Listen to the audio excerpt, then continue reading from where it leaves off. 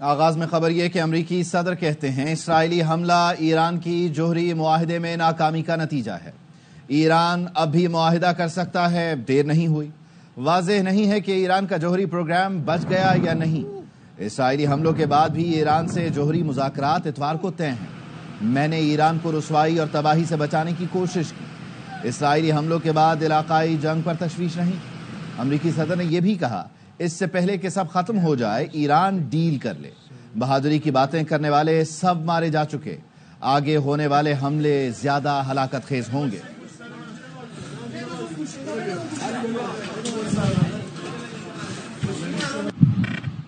مسلم league نون کے صدر نواز شریف کی ایران پر اسرائیلی حملے کی مذمت۔ لندن میں ARY سے گفتگو میں کہا اسرائیل کا ایران پر حملہ افسوسناک ہے۔ آج کے زمانے میں اسرائیل کی اس سے بڑی غلطی نہیں ہو سکتی۔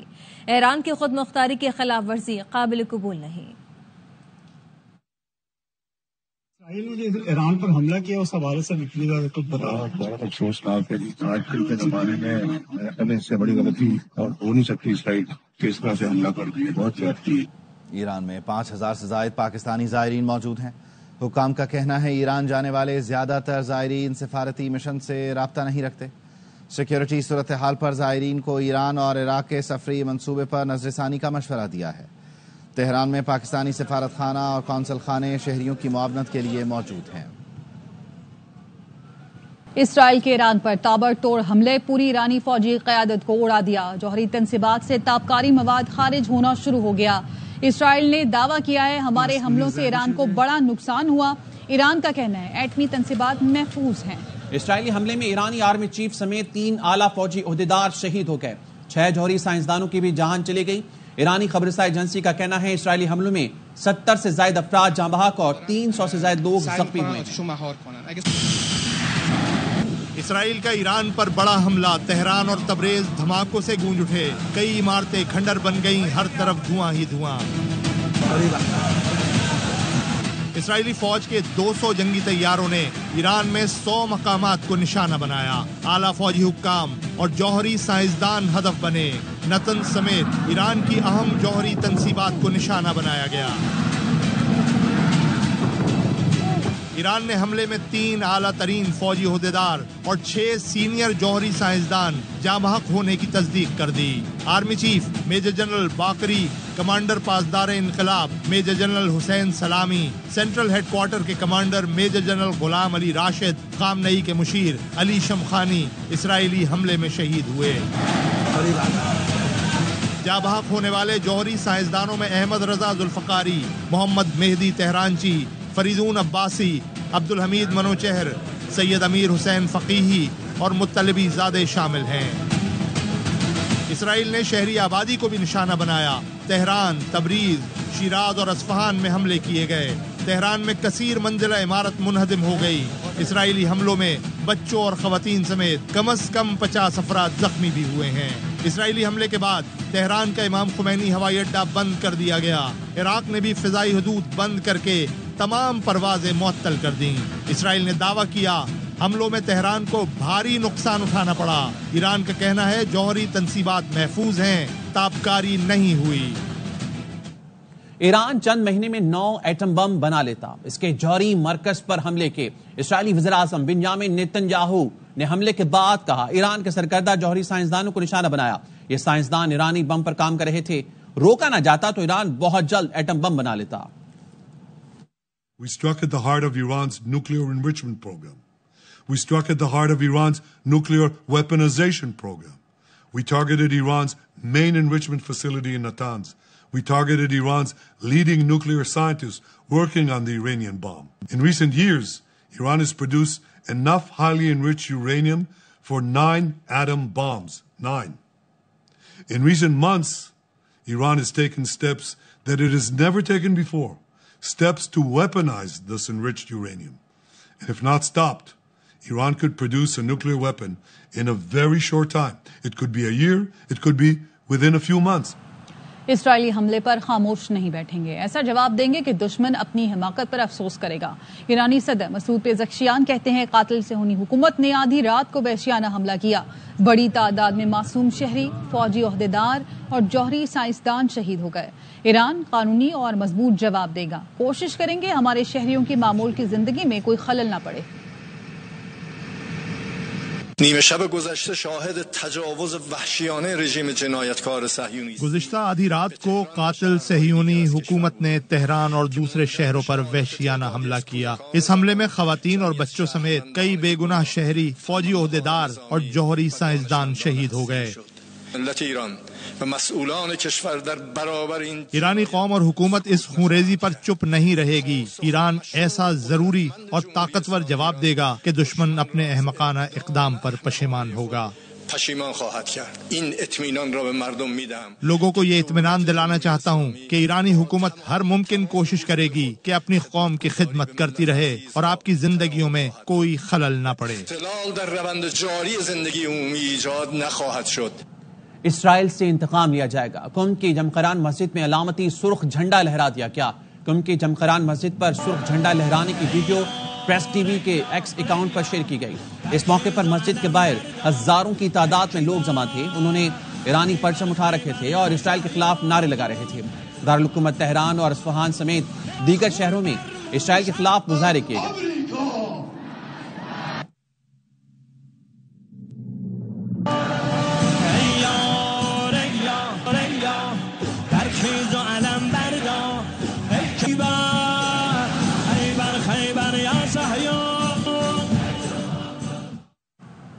اس سے پہلے کہ سب ختم ہو جائے ایران ڈیل کر لے، امریکی صدر کی دھمکی۔ صدر ڈونلڈ ٹرمپ نے کہا کہ بہادری کی باتیں کرنے والے سب مارے جا چکے ہیں، بار بار ڈیل کا موقع دیا۔ ایران تباہی روک سکتا ہے، آگے ہونے والے حملے زیادہ ہلاکت خیز ہوں گے۔ اس سے پہلے فاکس نیوز کو انٹرویو میں امریکی صدر نے کہا اسرائیلی منصوبوں کا علم تھا لیکن امریکی فوج نے حملے میں کوئی کردار ادا نہیں کیا۔ ایران پر اسرائیلی حملوں میں واشنگٹن ملوث نہیں ہے۔ اسرائیلی اخبار ٹائمز آف اسرائیل کے ایران پر حملے سے متعلق تہلکہ خیز انکشافات۔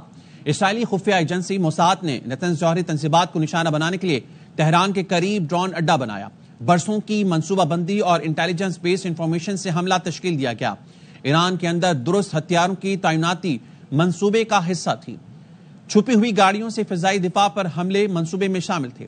تہران کے قریب اہم میزائل سائٹس کو نشانہ بنانے کی منصوبہ بندی کی گئی۔ اسرائیل نے ایران کے اندر سے دھماکہ خیز ڈرون لانچ کیے۔ حملے کی منصوبہ بندی کئی سال کی پلاننگ پر محیط تھی۔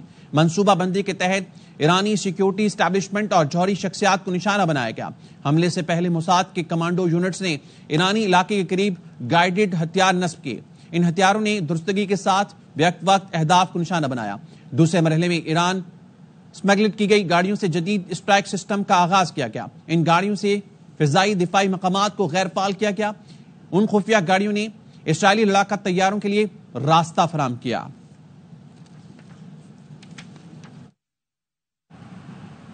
اسرائیلی حملے میں ایرانی ڈرون پروگرام کے ماسٹر مائنڈ بھی شہید ہو گئے۔ اسرائیل نے دعویٰ کیا ہے کہ امیر علی حاجی زادے سمیت ایرانی ایروسپیس کی پوری قیادت کا صفایا کر دیا۔ ایروسپیس فورس کے کمانڈر امیر علی حاجی زادے کو نیا قاسم سلیمانی بھی کہا جاتا تھا۔ انہوں نے روس کو یوکرین کے خلاف ایرانی ڈرون فراہم کیے تھے۔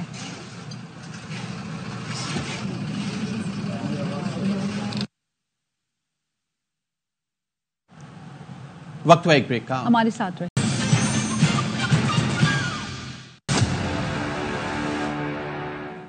سعودی وزیر خارجہ فیصل بن فرحان نے ایرانی ہم منصب سے فون پر بات کی۔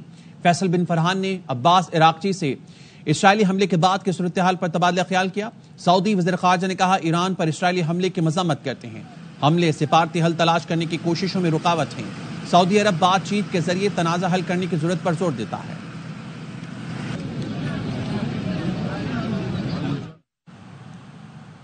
پاکستان کی اسرائیلی حملے کی مذمت، ایران سے اظہار یکجہتی۔ وزیر اعظم شہباز شریف نے کہا کہ اسرائیلی جارحیت کے خلاف ایران کے ساتھ کھڑے ہیں۔ اسرائیلی حملے سے خطہ مزید غیر مستحکم ہو سکتا ہے۔ صدر مملکت آصف علی زرداری کا کہنا ہے عالمی برادری اسرائیلی جوہریت کا احتساب کرے، صورتحال مزید بگڑنے سے روکنے کے لیے فوری کارروائی کرے۔ نائب وزیر اعظم اور وزیر خارجہ اسحاق ڈار کا کہنا ہے گھناؤنا اقدام بین الاقوامی قانون کی بنیاد ہلانے جیسا ہے۔ دفتر خارجہ نے اپنے بیان میں کہا ایران کو اقوام متحدہ آرٹیکل کے تحت دفاع کا حق ہے۔ جرمن میڈیا نے دعویٰ کیا ہے کہ اردن نے ایران کا اسرائیل پر حملہ ناکام بنا دیا ہے۔ جرمنی کی خبررساں ادارے نے DW کی رپورٹ کے مطابق اردن کی فوج نے کہا ہے کہ جمعے کی صبح اس کے فضائی دفاعی نظام نے ان متعدد میزائلوں اور ڈرونز کو مار گرایا جو اردنی فضائی حدود کی خلاف ورزی کر رہے تھے۔ ایران نے اسرائیل پر جوابی حملے میں 100 سے زائد ڈرونز فائر کیے ہیں۔ ایران سے اسرائیل تک پہنچنے کے لیے ایرانی ڈرون یا میزائل عراق، شام یا اردن کی فضائی حدود استعمال کرتے ہیں۔ اردن نے 2024 میں ایران کے اسرائیل پر ایرانی حملے روکنے میں کردار ادا کیا تھا۔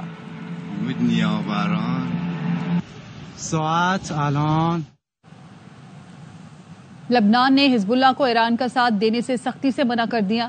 لبنانی حکومت نے خبردار کیا اسرائیل کے ساتھ جنگ میں حزب اللہ ایران کی مدد نہ کریں، ملک کے اندر ایرانی پراکسی برداشت نہیں کریں گے۔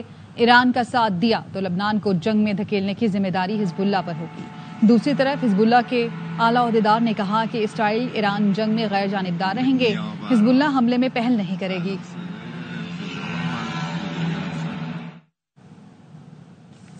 اسرائیل کا ایران کے تمام ڈرون مار گرانے کا دعویٰ۔ اسرائیلی فورسز کا کہنا ہے اب تک کوئی ڈرون اسرائیل تک نہیں پہنچا۔ اسرائیلی فضائیہ کے طیاروں نے ایرانی ڈرون سرحدوں کے باہری مار گرائے۔ اسرائیل نے شہریوں کے لیے محفوظ مقامات پر رہنے کی ہدایت ختم کر دی۔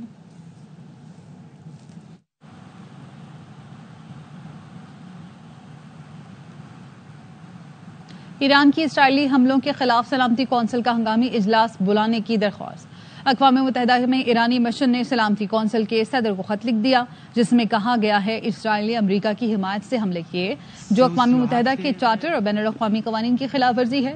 اس کے خطرناک نتائج علاقائی اور بین الاقوامی امن و سلامتی کو خطرے میں ڈال رہے ہیں۔ سلامتی کونسل اسرائیل کے مجرمانہ اور جارحانہ حملوں پر فیصلہ کن کارروائی کرے۔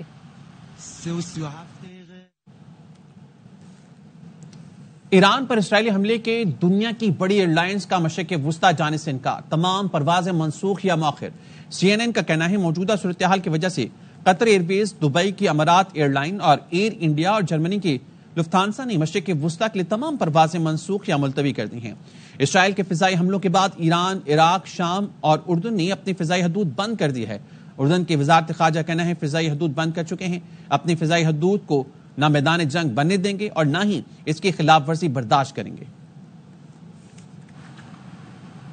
برسلز میں بلاول بھٹو کی وفد کے مختلف شخصیات سے ملاقاتیں۔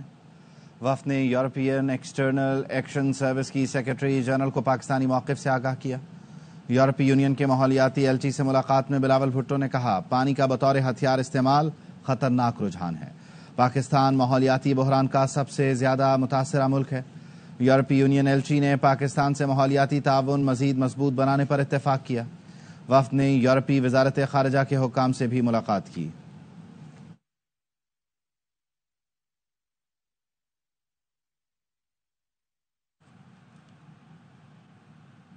بھارت نے دوبارہ حماقت کی تو جواب پہلے سے زیادہ شدید ہوگا۔ بھارت نے پانی روکا تو جنگ کے سوا کوئی راستہ نہیں ہوگا۔ یہ جنگ دو ایٹمی ملکوں کے درمیان ہوگی۔ پاکستان کے سفارتی وفد کے سربراہ بلاول بھٹو کی برسلز میں یورپی تھنک ٹینک کو بریفنگ، کہا مودی حکومت نے پہلگام واقعے پر تاحال کوئی شواہد پیش نہیں کیے۔ We appreciate the role the international community played in helping us achieve this ceasefire. We now look to the international community to engage with India and convince them there's no military solution to Kashmir, there's no military solution to terrorism with the water, and should never be. وقت ایک break کا، ہمارے ساتھ رہیے۔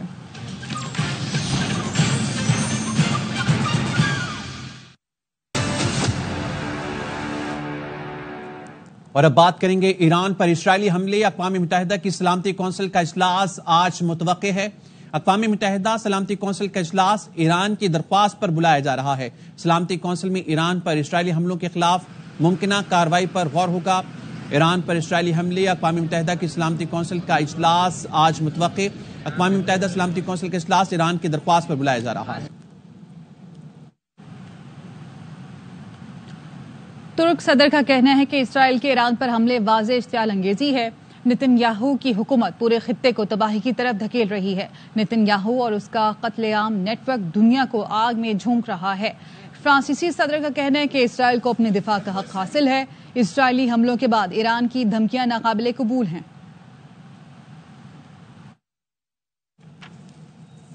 اور اب بات کریں گے اپوزیشن کا شدید شور شرابے میں سندھ کا بجٹ پیش کر دیا گیا. وزیر اعلیٰ سندھ مراد علی شاہ نے 3,451 ارب روپے کا بجٹ پیش کیا. سرکاری ملازمین کی تنخواہوں اور پینشن میں اضافہ کر دیا گیا. پروفیشنل ٹیکس سمیت 5 ٹیکس ختم کر دیے. تعلیم اور صحت کے بجٹ میں اضافہ کیا گیا.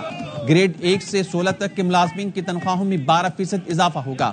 گریڈ 17 سے 22 کے ملازمین کی تنخواہیں 10% بڑھیں گی.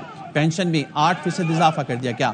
مراد علی شاہ نے کراچی سیف سٹی پروجیکٹ مکمل کرنے مزید الیکٹرک بسیں لانے کا اعلان کیا.